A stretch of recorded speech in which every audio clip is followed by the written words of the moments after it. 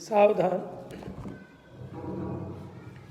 नमो अरिहंताणं नमो सिद्धाणं नमो आयरीयाणं नमो वज्रायाणं नमो लोय सर्वसाहूनम।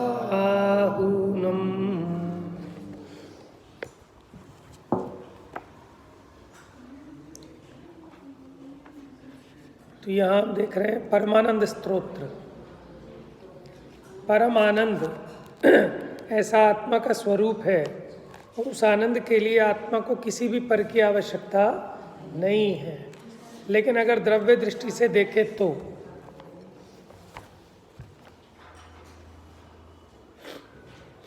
देखिए,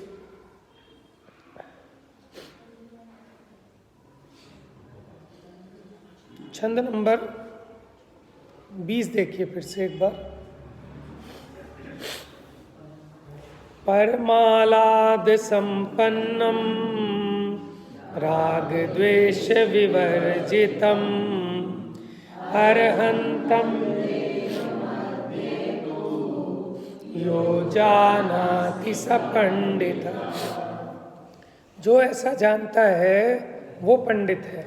कैसा जानता है? परम आह्लाद संपन्नम, के परम आह्लाद संपन्न है, राग द्वेष से रहित है। और कैसा है? अरहंतम देह मध्यतु, कि जैसे अरहंत भगवान है शुद्ध, ऐसा इस देह के मध्य में भी है। जो ऐसा जानता है वो पंडित है। देखो, जब अरहंत बन गए, उनको अरहंत जाने तो इसमें क्या आश्चर्य है, उसे तो सभी जानते हैं। लेकिन पंडित तो वो है ना, पंडित मैंने होता है मास्टर, उस कला का पारखी, जोहरी, कि जो अशुद्धि में भी शुद्धि को जान ले, कि वो मैले खोट सहित सोने में बता दे कि साहब इसके इतने पैसे मिलेंगे, इसमें इतना सोना है और इतना टका मैल है। वो है पारखी। तो ऐसी वही पंडित है कि जो इस अभी देह सहित आत्मा में भी अरहंत स्वरूप आत्मा को देखता है, जानता है। चलिए आगे। आकार रहितम शुद्धम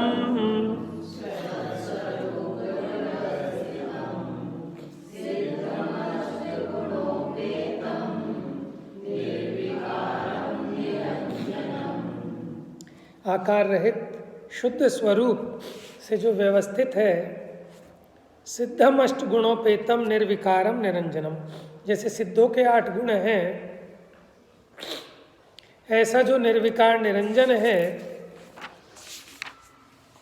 ये सब स्वरूप दृष्टि की अपेक्षा बात समझना। सत्सदृशम निजात्मानम प्रकाशाय महीयसे सहजानंद चैतन्यम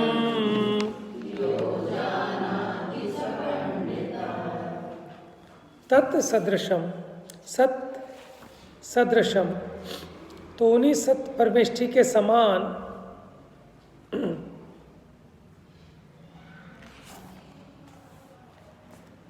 निजात्मानम, के अपना आत्मा है। कैसा? जैसे सिद्ध भगवान है, उन्हीं के समान अपना आत्मा है। कैसा? आकार रहित, शुद्ध, निरंजन, निर्विकार, कर्म मल से शून्य,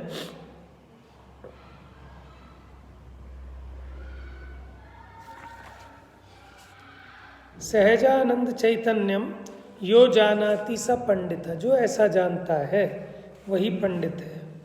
अब देखो समझना। अब कोई ऐसे ही मान के बैठ जाए एकांत, तो अब अगला उदाहरण देखना। पाषाणेषु यथा हेमा दुग्ध मध्य यथा घृतम।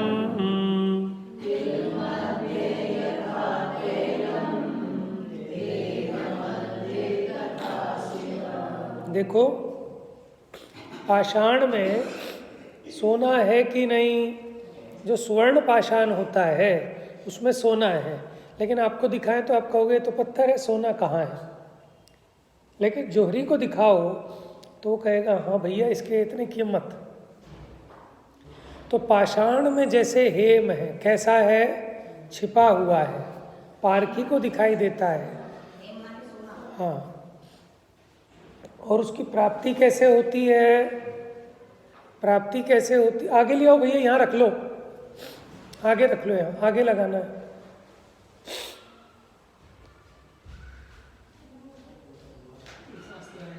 देखो ज्ञान का खजाना आ गया है, समझ में है? खोल लो भैया, इसको लगा लेना।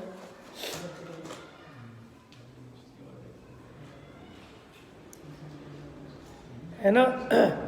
घर में कोई सामान आता है तो कैसे बच्चों को लालसा रहती है कि पापा क्या लाए, मम्मी क्या लाई। वो भाई सब सुनाते हैं ना कि पापा के लिए समय सार, मम्मी के लिए 6 डाला। मैंने कहा ये तो देखो भेदभाव हो रहा है कि मम्मी के लिए 6 डाला, कि मम्मी क्या कम समझती है कुछ, और पापा के लिए समय सार।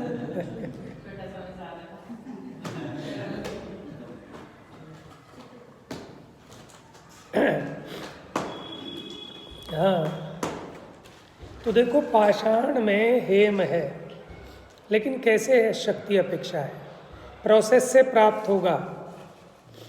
दुग्ध मध्य यथा घृतम, दूध में घी है, ऐसे नहीं कि चम्मच डाली और निकाल लिया। प्रोसेस होती है ना उसको तपाने की, जो भी है। मिल गया भैया? हाँ, ये अब देख लेना यहाँ जगह कोई। चलो एक बड़ा ग्रंथ तो निकाल के दे ही दो, मेरा दर्शन तो कर ही ले। एक और होगा बड़ा ग्रंथ, जिलद वाला भी नहीं, और भी होंगे।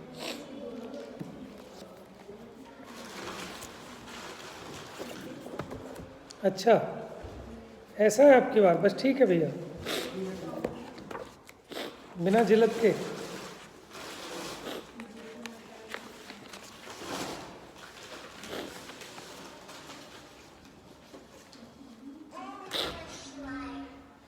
देखिए जी, ये पंचास्तिकाय संग्रह है, ठीक है? मेरे ख्याल से दोनों टीकाएं होंगी इसमें।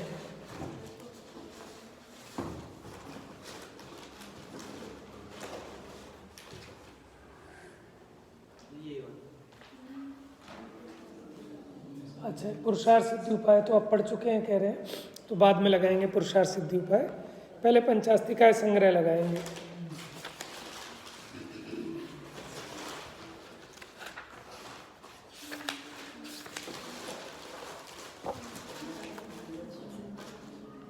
देखो श्रद्धा कैसी होनी चाहिए? निशंकित।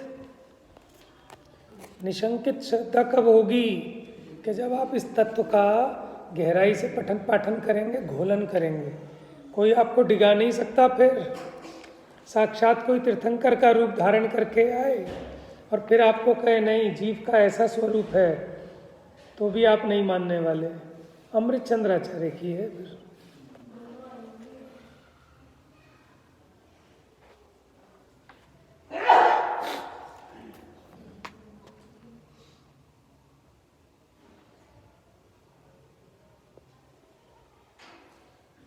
एक ही अमृत चंद्राचार्य की है, समय व्याख्या।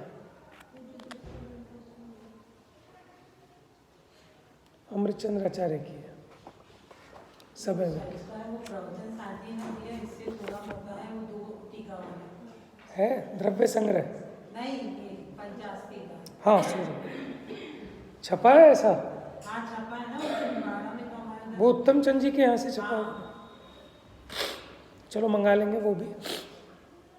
हमने तो यही था कि दोनों टीका हैं इसमें, लेकिन इसमें अमृत चंद्राचार्य की सिर्फ समय व्याख्या नहीं।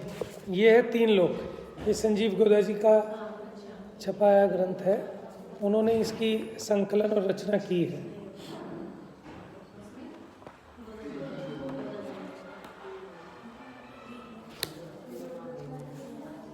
और ये एक भेद विज्ञान नाम की पुस्तक है, ये भी गोदा जी ने लिखी है। ठीक है, पहले ही कर गए सब काम।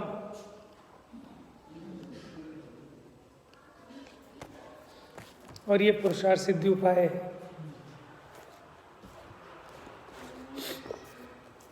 कोई बात नहीं, हम अपनी अब ये चालू कर देंगे, देखते हैं, कल से प्रारंभ करते हैं थोड़ा सा।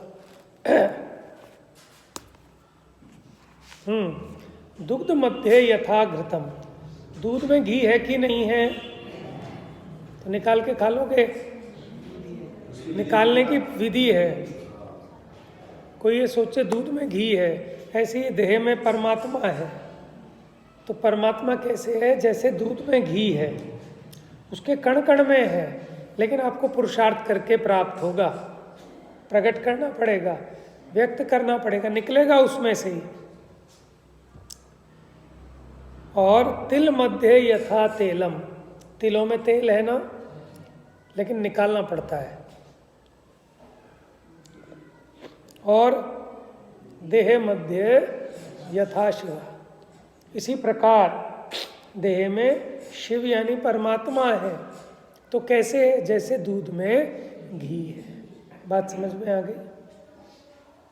ऐसा नहीं है कि कोई चादर के पीछे छिपा हुआ हो, जैसे मेघ आ गए, बादल, उसके पीछे सूर्य छिपा हुआ है, बादल हटेंगे तो सूरज आ जाएगा, ऐसे नहीं। ठीक है, उदाहरण के रूप में भले कहें। बीज का उदाहरण दिया था ना, बीज में वृक्ष है, उस प्रकार कि वो अपने समय पाकर पुरुषार्थ पूर्वक वो व्यक्त होगा, लेकिन उसमें शक्ति है, शक्ति अपेक्षा कह रहे हैं। ऐसे ही आत्मा सिद्ध है, केवल ज्ञान स्वरूप है, तो शक्ति अपेक्षा बात है। कोई व्यक्त मान के बैठे तो भी एकांत है। और देखो, और उदाहरण दे रहे हैं। काष्ठ मध्य यथा वह्नि शक्ति रूपेण तिष्ठति, अयमात्मा शरीरेषु यो जानाति स पंडिता। क्या समझे? काष्ठ, लकड़ी में अग्नि है कि नहीं है? बताओ भैया, लकड़ी में अग्नि है कि नहीं? कहाँ है? लकड़ी से लकड़ी रगड़ते हैं तो जल जाती है लकड़ी। ठीक है, वो हाँ, ऐसी लकड़ी से लकड़ी रगड़ने पे भी लकड़ी जल जाती है, लेकिन वो कला होनी चाहिए। वो हमने जब रामायण देखी थी तब हनुमान जी ने 2 लकड़ियाँ ली और ऐसे रगड़ी और जल गई। और ये जो अभी अयोध्या वगैरह में प्रोग्राम हुए ना, तो वहाँ जितनी भी अग्नि जलाई गई वो लकड़ी से जलाई गई। उनका एक यंत्र होता है जिसमें 2 लकड़ियाँ टच हो रही हैं, उसको जोरदार ऐसे ऐसे नाड़े से घिसते हैं, तो उससे आपस में रगड़ खा के वो अग्नि लग जाती है ना। तो वो काष्ठ में जो अग्नि उत्पन्न हुई वो उसमें थी कि नहीं थी? लेकिन कैसी थी? शक्ति रूपेण तिष्ठति, शक्ति रूप से तिष्ठती थी, पुरुषार्थ करके उसको उसमें से प्रकट किया गया। ऐसे ही इस आत्मा में परमात्मा भी शक्ति रूपेण तिष्ठति।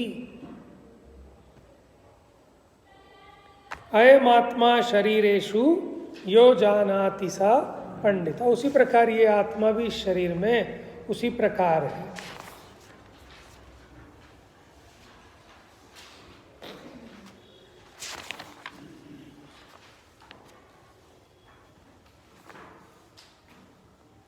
देखिए, इसके पीछे निकालिए, आपकी पुस्तक में है क्या? ज्ञानी का चिंतन, छोटा सा मनमोदन पंचशती से ये कोट किया गया है। इसी के पीछे होगा, जस्ट परमानंद स्तोत्र खत्म होते ही इसके पीछे पेज पे है। मेरी बुक में तो है, आप लोगों की में नहीं है।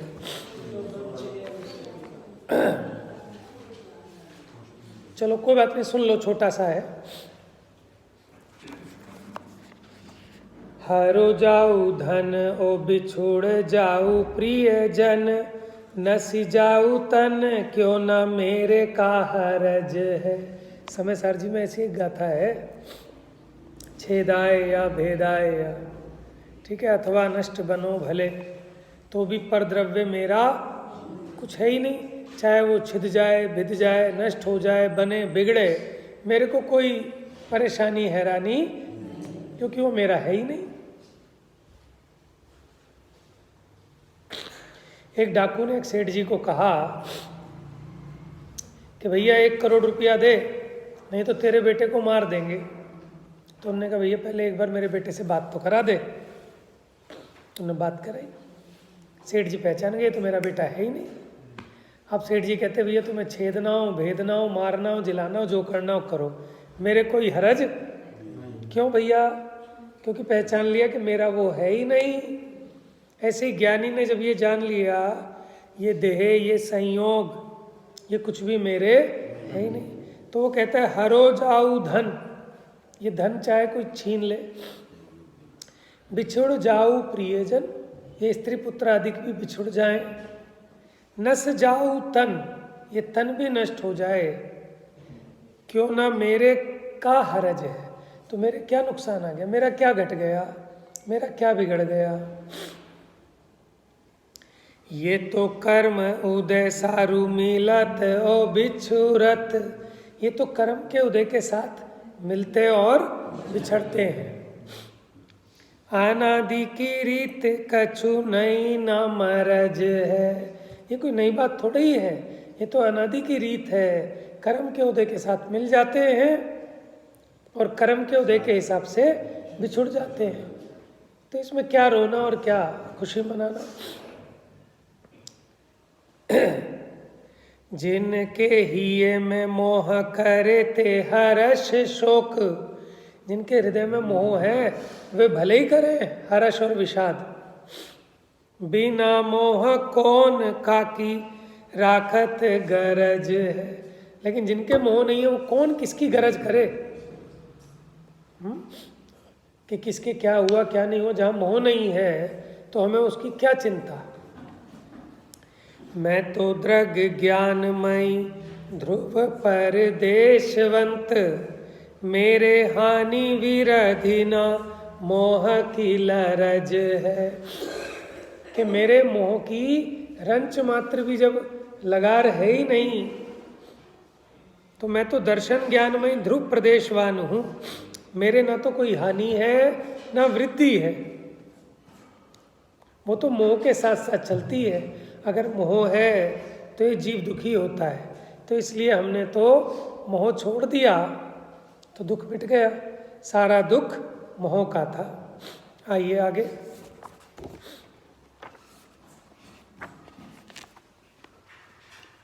अब हमारी चलनी है वैराग्य भावना।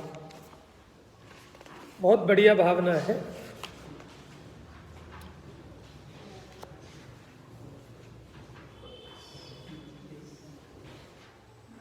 हाँ जी, पेज नंबर 32, वैराग्य भावना। देखो, सच्चे ज्ञान से ही वैराग्य आता है। बिना ज्ञान के सच्चा वैराग्य आता ही नहीं है। अभी मैंने कल किस चीज के बारे में बताया था?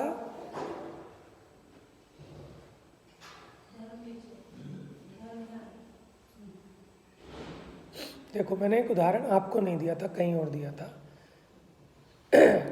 देखो, आप अपने घर में मटर देखते हैं ना बिनरते हुए, ठीक है, तो कितनी सावधानी रखने की ज़रूरत है, कितने कीड़े निकलते हैं उसमें, है ना। अब जहाँ की शादी ब्याह में जहाँ 10 किलो मटर बन रहेगी, 10 किलो, 15 किलो, 20 किलो, और बिनारने वाले कौन हैं? उनके चित्त में दया है क्या? है? नहाने की भी उन्हें होश नहीं है। मंदिर वंदिर तो बहुत दूर की बात है। जीव, कहीं जीव दिख जाए उसे ऐसे ही मार देते हैं। वो लोग मटर बिनारेंगे, अब वो ध्यान रखेंगे कि कीड़ा अलग हटा दो, वो तो फटाफट छेल के धड़ाधड़, और मटर में देखो कितना कीड़ा निकलता है, आप कह भी नहीं सकते देख के ऊपर से। हरे ही रंग का, ठीक है ना। आपके घरों में जैसे आप गेहूं लाते हैं तो आप देखते हैं ना, कुछ दिन तक रखे रहें तो बीज जाते हैं, ठीक है ना। आपने चुक्के रखे थे, लेकिन हफ्ते भर बाद जब पीसने हो तो फिर दोबारा चुगने पड़ते हैं, देखने पड़ते हैं। कितनी जल्दी चावल रखे हो, कुछ रखा हो, कितनी जल्दी लटें पड़ जाती हैं। अब आपको इस चीज़ का विवेक है, ज्ञान है, ठीक है। अब आपने देखा सामने वाला अविवेकी है और इतनी क्वांटिटी में सामान बनेगा, उसकी तो छोड़ो, अपनी बात कर लो।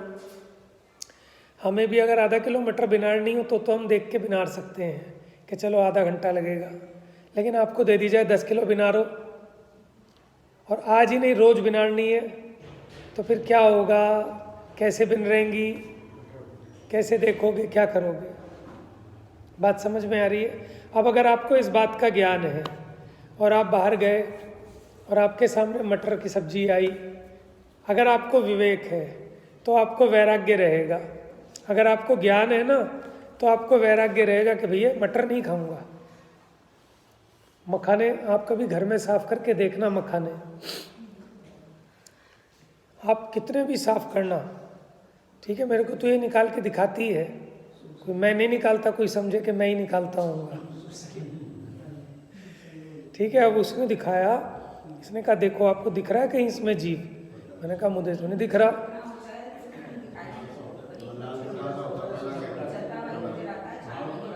मतलब आप उसको कितना उसको बीच बीच में से फाड़ोगे, चाकू से तो दिखेगा ही नहीं, वो तो आपको हाथ से कुरेदना पड़ेगा सारा उसको। तो इतना कुरेदने के बाद कहीं जाके मिलेगा। और आप कल्पना ही नहीं कर सकते थे कि इसमें भी होगा एकदम ताज़ा करारा सब बात, ठीक है। और उसके अलावा सफ़ेद सफ़ेद भी मिल जाते हैं, और वो तो देखना बड़ा मुश्किल है, जैसे किताबों में हो जाते हैं ना, बारीक एकदम सफ़ेद, बहुत बारीक किसी खटाई में सबसे जल्दी आता है। किसी खटाई वो नहीं, उसके अंदर अमचूर तो आप साबुत नहीं खा सकते, हम ढूंढ ढूंढ के पागल हो जाते हैं मार्केट में, कहीं मिलता ही नहीं साफ मिल जाए। समझ में, पिसेने की तो बात भूल जाओ, साबुत भी खाने लायक नहीं है, क्योंकि आपको हर एक में ना बारीक जीव मिलेंगे उसमें। खटाई ऐसी चीज़ है। तो अब आप ये देखो, अगर आपको इस बात का ज्ञान है तो आप खा नहीं पाओगे। आपको सहज में कोई कहे अच्छा साहब खा लो, नहीं, इच्छा ही नहीं हो रही, इच्छा ही नहीं होएगी आपकी। क्यों? क्योंकि आपको ज्ञान है। अब अगर ज्ञान नहीं होगा तो वैराग्य भी नहीं होगा। कोई कितना ही समझाए, अरे साहब कोई बात नहीं खा लो। अब आपने घर में देख लिया ना, मखाना घर में खाना मुश्किल है। देखो वो एक अलग बात है, अभक्षय के वो अलग बात है, लेकिन मान लो अगर कोई खाता भी हो तो भी वो नहीं खा सकता। कितना आप छानोगे उसको, कितना एक एक एक एक चुगोगे। एक मखाने को देखने के लिए 5-10 मिनट लग जाएंगे आपको, तो क्या खाओगे? और फिर दूसरे के हाथ का तो आप भरोसा ही नहीं कर सकते। बात समझ में आई ना? देखो एक हलवाई, उसके यहाँ माने वहाँ जहाँ बनता है ना उसका मिठाई, तो वहाँ हमने देखा दिवाली से महीने महीने पहले चालू हो जाती है बननी। अब वहाँ बनती हैं, अब खुला रहता है, कुत्ता भी आ गया, अब उसने भिगोने में मुंह भी मार लिया। तो वो लाला जी फेंकेंगे थोड़ी, पूरा भिगोना भरा हुआ है, वो सफ़ेद वाले छोटे रसगुल्ले थे, उन्हें कुत्ते को भगा दिया, ढक दिया उसको। अब वो दुकान पे बेच रहे हैं। अब उस दुकान से कोई मिठाई का डब्बा लाया और हमें कहे कि जैन साहब एक ले लो, हम खाएंगे, भले हमारा त्याग ना हो, लेकिन खा नहीं पाएंगे। क्यों? कि हमें वैराग्य सा रहेगा उससे। ऐसा नहीं कि मुंह में पानी तो आ रहा है लेकिन आज 14 से इसलिए नहीं खा रहा, ऐसा नहीं। वो कहेगा भाई मेरा भाव ही नहीं है, इच्छा ही नहीं हो रही। क्यों नहीं हो रही? क्योंकि आपको सम्यक ज्ञान है। आपको वो कुत्ता दिख रहा है जो नाली में भी मुंह मारता है, गंदगी में मुंह मारता है, चूहे पे भी मुंह मारता है। चूहे के लिए वो फेंक देते हैं और चाशनी को गर्म करके क्या करेंगे?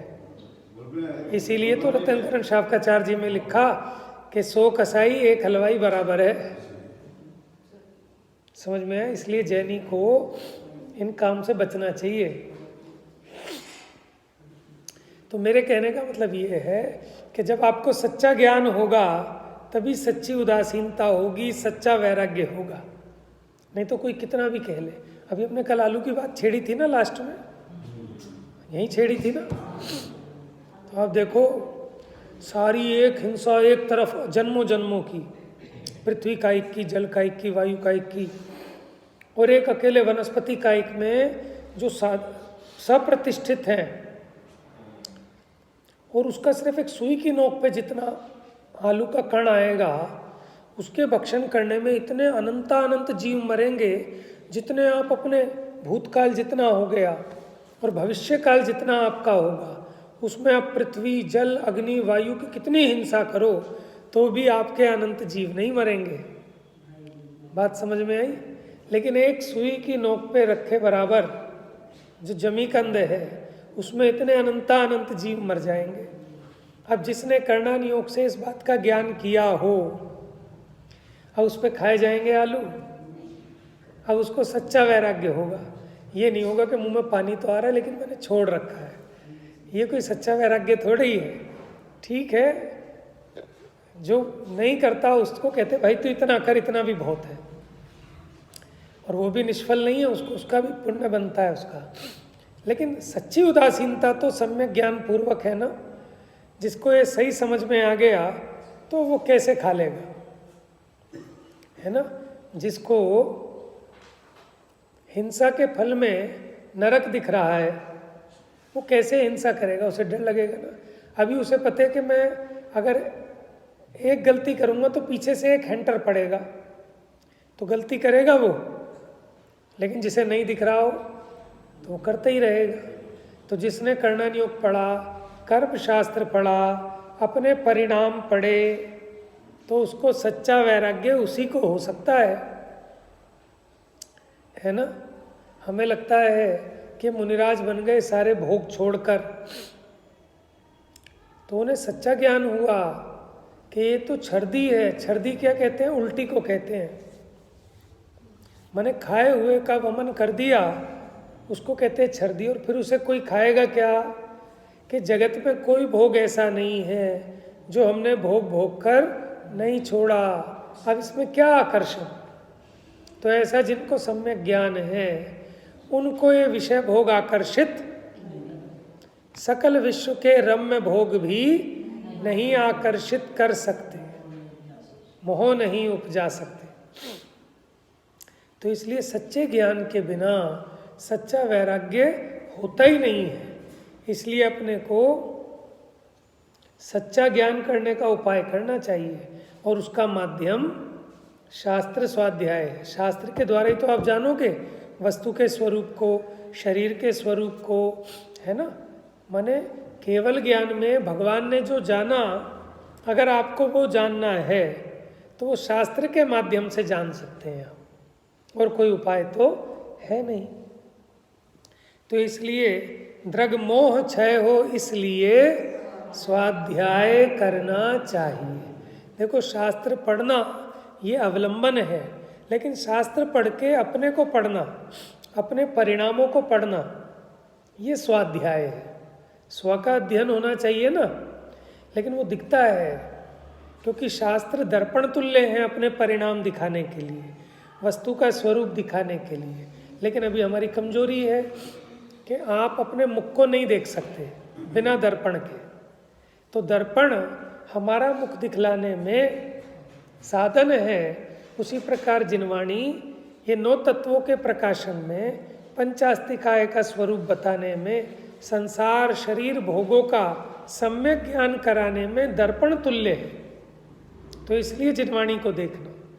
कोई खाली दर्पण को ही देखता रहे तो भी प्रयोजन सिद्ध नहीं होगा, लेकिन दर्पण को देखकर उसमें अपना मुख देखना। अब मुख भी देख लिया और मुंह पे कीचड़ लगाए और कीचड़ ना हटाए तो भी मुख देखने का क्या फायदा हुआ? तो मुख तो इसलिए देखना था कि मुंह पर जो मैल है उसको हटा ले।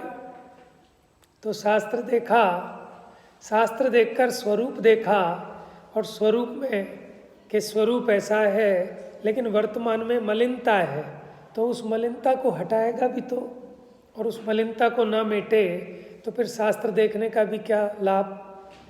बात समझ में आ रही है? तो ये सब साधन है, लेकिन इसका प्रयोजन अपनी मलिनता को मिटाना है। और मलिनता, आपको मलिनता कब लगेगी? भाई साहब के प्रवचन में आया था ना परसों सुबह कि जब आपको निर्मलता दिखाई देगी तब आपको ये मलिनता दिखाई देगी। जिसको निर्मलता का ज्ञान नहीं है वो कहेगा कैसे कि मलिनता है। बात समझ में आ रही है? तो निर्मलता दिखे, निर्मलता के ज्ञान के बिना, शुद्धता के ज्ञान के बिना अशुद्धता का भी ज्ञान सच्चा नहीं होता। मैं आपसे पूछूं कि बताओ ये हैंकी मैला है कि साफ है? आप नहीं बता सकते, नहीं बता सकते। अब मैं आपको दिखाऊं कि ये धुलने पे ये साफ हैंकी कैसा है।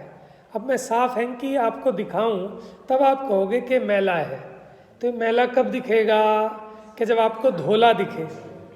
जब आपको धोला ही नहीं पता तो मैला कैसे कहोगे इसको? आप समझोगे इसका रंग ही ऐसा है। अब ये मेरा कुर्ता है, ठीक है, अब आप नहीं जान पाएंगे मैला है कि नहीं, आप कहोगे इसका रंग ही ऐसा होगा। अब मैं आपको बताऊं, नहीं साहब ये तो मैंने बहुत कीचड़ लपेटा है इस पर, ये तो ऐसे रंग का था, सफ़ेद सुपर वाइट, तो आपको वो सुपर वाइट दिखाई दे तब आप कहो, अरे भैया ये तो बहुत मैला है, अब इसको धो। जब आपको ये पता लगता है कि मैला है तो क्या परिणाम लगते हैं कि भैया इसको धो के साफ करो। तो हम जो आपको कहते हैं आत्मा मलिन है, वो इसलिए कहते हैं कि आपको ये पता लगे कि मलिन है तो इस मैल को धोओगे ना। कोई आपके घर में आया तो आप कहते हो भाई साहब आपके पैरों में कुछ लग रहा है, आपके पैर मैले हैं, तो ये मैले हैं ऐसा पता लगते ही ओहो वो तुरंत वॉशरूम में जाता है और पैरों को धोता है कि नहीं धोता है। तो जब हमें आचार्य बताते हैं कि तेरा आत्मा मलिन हो रहा है क्रोध से, मान से, माया से, लोभ से, और तब आप कहते हो नहीं सब मैला नहीं है, ये तो शुद्ध है। समझ में आया? आपने बताया कि साहब आपके पैर में गंदगी लगी, अरे नहीं गंदगी तो बाहर बाहर है, ये पैर तो शुद्ध है, स्वच्छ है। तो ये प्रयोजन नहीं है भैया, पैर स्वच्छ है तभी हम कह रहे हैं मैला लगा है, और अगर पैर ही ऐसा होता तो हम धुलवाने की थोड़ी कहते, फिर उसको धो ही नहीं सकते थे अगर पैर ही वैसा होता। तो इसका मतलब हम भी समझ रहे हैं कि पैर तो स्वच्छ है, ये गंदगी ही मलिन है, इसलिए गंदगी को ही हटा रहे हैं, पैर को नहीं हटा रहे। आप बताओ कपड़ा धोते हो कि मैल धोते हो? लेकिन कहते क्या हो? कपड़ा धो रहे हैं। तो जैसे मैल धुलने पर नष्ट हो जाता है, ऐसे कपड़ा भी धो तो कपड़ा नष्ट हो जाए। बात समझ में आया? तो कपड़ा तो निर्मल है लेकिन मैल ही मलिन है, ऐसा भेद ज्ञान हुए बिना आप मैल को धोगे नहीं। तो ये दोनों बातें आपके ख्याल में हो कि आत्मा का स्वभाव कैसा, लेकिन वर्तमान में ये मलिनता हो रही है, तो इस मलिनता को धोकर निर्मल स्वभाव प्रकट कर लेगा पर्याय में भी। यही सारा मोक्ष मार्ग है। इसी के लिए अनेकांत का शरणा है कि आत्मा शुद्ध भी है और अशुद्ध भी है, शुद्ध अशुद्ध पर्यायों का पिंड है। बात समझो ना, प्रयोजन पुष्ट करना है उसमें से, लेकिन हम डिबेट कंपटीशन करने लगते हैं, तो इसमें डिबेट करने की कोई बात नहीं है। ये तो बात को समझकर अपना प्रयोजन साधना है। देखो समझदार कौन है कि जो अपना काम पूरा कर लेता है, जो अपना प्रयोजन सिद्ध कर ले वो समझदार है, जो अपने को सुखी कर ले। प्रयोजन क्या है? जे त्रिभुवन में सुख चाहे, बस सुखी होना अपना प्रयोजन है। हम सुखी कैसे हो सकते हैं उसका मार्ग जानकर अपने को सुखी करें, तब उसकी सार्थकता है। नहीं तो गीत गाना व्यर्थ है। कह रहे जिनवानी का बड़ा उपकार है। कि क्या उपकार है? कि जिनवानी ने आत्मा दिखा दिया। आत्मा तो दिखा दिया, तूने देखा क्या? तो फिर जिनवानी ने तो उपकार किया, लेकिन तूने अपना उपकार कहाँ कराया? बात समझ में आ रही है ना? कि बस जिनवानी कुछ नहीं चाहती कि तू उपकार करा ले अपना, तू अपना भला कर ले, बस इसी में माँ राजी होती है। माँ कुछ नहीं चाहती, माँ यही चाहती है बच्चा जहाँ रहे, जैसा रहे, सुखी रहे, इसी में माँ की खुशी है। तो जिनवाणी ये नहीं चाहती कि आप जिनवाणी के गीत गाओ। जिनवाणी ये चाहती है कि तुम भैया सुखी रहो, स्वस्थ रहो, मस्त रहो, जिस देश में, जिस काल में, जिस हाल में रहो, ज्ञायक रहो। ज्ञायक रहो क्यों कह रहे हो? मैं तो ज्ञायक हुई। ये सच्चा सुख चाहिए तो जिन बन जाइए, और जिन बनने के लिए जिनवाणी गाइए। भैया बहुत बढ़िया। सच्चा सुख चाहिए तो जिन बन जाइए, और जिन बनने के लिए जिनवाणी चाहिए। उसके बिना कैसे बनोगे आप? मार्ग कौन बताएगा आपको? अब जिनवाणी तो मिल गई, जिनवाणी चाहिए, जिनवाणी भी आ गई, लेकिन उस जिनवाणी को पढ़ना भी तो चाहिए, और जिनवाणी को पढ़ने के लिए उतनी विशुद्धि भी चाहिए। उसके लिए बुद्धिपूर्वक इस जीव को मंदिर आना चाहिए, ठंडी हो या गर्मी हो, रोज आना चाहिए, आकर फिर पढ़ना चाहिए, है ना? ये भी बातें जरूरी हैं। जिनवाणी की कमी नहीं है, जिनवाणी तो खूब है। अब तो फैशन है, लोग अपने घरों में भी शोकेस में सजा के रखते हैं, ड्राइंग रूम में, कि लोग आएंगे और देख देख के ना, जो बड़े बड़े लोग होते हैं, बड़े बड़े वकील और IAS ऑफिसर, उनके कमरों में बड़ी बड़ी मोटी मोटी किताबें रखी होती हैं। तो ऐसे ही हर आदमी चाहे अनपढ़ भी हो, अपने घर में एक बढ़िया शीशे की अलमारी बनवाएगा और उसमें 10-20 अंग्रेजी की किताबें, 10-20 धर्म की किताबें सब लगाएगा, चाहे पढ़े कोई नहीं। चलो ना भी पढ़े, लेकिन वो किताबें बार बार इसको इशारा कर करके बुलाएंगी, इसलिए रखनी चाहिए। और ट्रांसपेरेंट में ही होनी चाहिए, दिखेगी। देखो जो अमीर लोग होते हैं ना, उनकी टेबल पर खाने की चीज़ें वो ट्रांसपेरेंट जार में रखी होती है, ताकि दिखाई देगी तो मन ललचाएगा कि खा लो। तो डिब्बा खोल के चने खा लेगा, कभी मूंगफली खा लेगा, कभी फ्रूट खा लेगा। तो वो इसलिए रखी जाती हैं ताकि ये खाए, इसके प्रति आकर्षित हो। तो इसी प्रकार आप उन पुस्तकों को देखेंगे, आपको आते जाते दिखेगी, तो कभी तो आपका भाव बनेगा कि उठा के पढ़ूं तो सही, कुछ आज फुर्सत है, चलो 2 पेज पढ़ लें, आज छुट्टी है। समझ में आया? तो हर एक चीज़ की उपयोगिता भी है। तो हम जो बात कहते हैं वो किसी एक अपेक्षा से कहते हैं, ये नहीं कि आप अपने ड्राइंग रूम में से जिनवानी हटा के रख दो कि अच्छी बात है रखना, लेकिन वो रखना किस लिए? कि पढ़ने के लिए, कि आपको प्रेरणा मिले पढ़ने की। ठीक है ना? अच्छी किताबें उसका संग्रह करना ही चाहिए, रखनी चाहिए अपने पास। तो क्या कह रहे थे? तो इसलिए शास्त्र स्वाध्याय का प्रयोजन स्वयं को सुखी करना है। अब ये मैं कैसे अपने को सुखी करूं? तो हम अपने को सुखी कर लेंगे तो इसमें जिनेंद्र भगवान की आज्ञा का पालन हो जाएगा। ठीक है, शेष चर्चा कल। जा वाणी के ज्ञान से